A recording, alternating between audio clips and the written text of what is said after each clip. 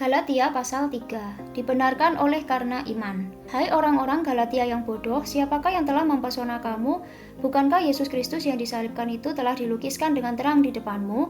Hanya ini yang hendak ku ketahui daripada kamu. Adakah kamu telah menerima roh karena melakukan hukum Taurat atau karena percaya kepada pemberitaan Injil? Adakah kamu sebodoh itu? Kamu telah mulai dengan roh, maukah kamu sekarang mengakhirinya di dalam daging? Sia-siakah semua yang telah kamu alami sebanyak itu? Masakan sia-sia.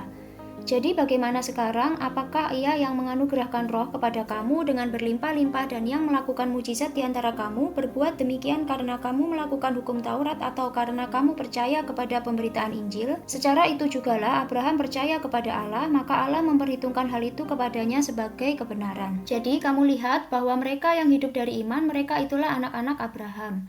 Dan kitab suci yang sebelumnya mengetahui bahwa Allah membenarkan orang-orang bukan Yahudi oleh karena iman, telah terlebih dahulu memberitakan Injil kepada Abraham. Olehmu segala bangsa akan diberkati. Jadi mereka yang hidup dari iman, merekalah yang diberkati bersama-sama dengan Abraham yang beriman itu.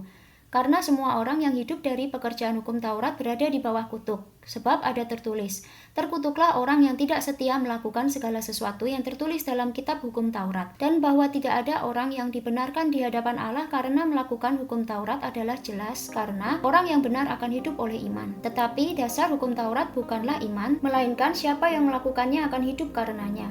Kristus telah menebus kita dari kutuk hukum Taurat dengan jalan menjadi kutuk karena kita, sebab ada tertulis, terkutuklah orang yang digantung pada kayu salib. Yesus Kristus telah membuat ini supaya di dalam Dia berkat Abraham sampai kepada bangsa-bangsa lain, sehingga oleh iman kita menerima roh yang telah dijanjikan itu. Hukum Taurat atau janji. Saudara-saudara, baiklah aku pergunakan suatu contoh dari hidup sehari-hari. Suatu wasiat yang telah disahkan, sekalipun ia dari manusia, tidak dapat dibatalkan atau ditambah oleh seorang pun. Adapun kepada Abraham diucapkan segala janji itu dan kepada keturunannya. Tidak dikatakan kepada keturunan-keturunannya seolah-olah dimaksud banyak orang, tetapi hanya satu orang, dan kepada keturunanmu, yaitu Kristus. Maksudku ialah janji yang sebelumnya telah disahkan Allah tidak dapat dibatalkan oleh hukum Taurat yang baru terbit 430 tahun kemudian, sehingga janji itu hilang kekuatannya. Sebab jikalau apa yang ditentukan Allah berasal dari hukum Taurat, ia tidak berasal dari janji. Tetapi justru oleh janjilah Allah telah menganugerahkan kasih karunia-Nya kepada Abraham. Kalau demikian, apakah maksudnya hukum Taurat? Ia ditambahkan oleh karena pelanggaran-pelanggaran sampai datang keturunan yang dimaksud oleh janji itu. Dan ia disampaikan dengan perantaraan malaikat-malaikat ke dalam tangan seorang pengantara. Seorang pengantara bukan hanya mewakili satu orang saja, sedangkan Allah adalah satu. Kalau demikian, bertentangankah hukum Taurat dengan janji-janji Allah? Sekali-kali tidak. Sebab andai kata hukum Taurat diberikan sebagai sesuatu yang dapat menghidupkan, maka memang kebenaran berasal dari hukum Taurat.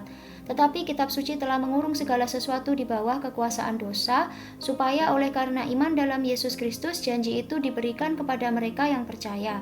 Sebelum iman itu datang, kita berada di bawah pengawalan hukum Taurat dan dikurung sampai iman itu telah dinyatakan.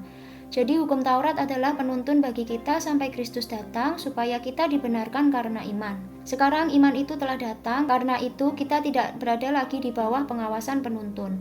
Sebab kamu semua adalah anak-anak Allah karena iman di dalam Yesus Kristus. Karena kamu semua yang dibaptis dalam Kristus telah mengenakan Kristus. Dalam hal ini tidak ada orang Yahudi atau orang Yunani, tidak ada hamba atau orang merdeka, tidak ada laki-laki atau perempuan, karena kamu semua adalah satu di dalam Kristus Yesus. Dan jikalau kamu adalah milik Kristus, maka kamu juga adalah keturunan Abraham dan berhak menerima janji Allah.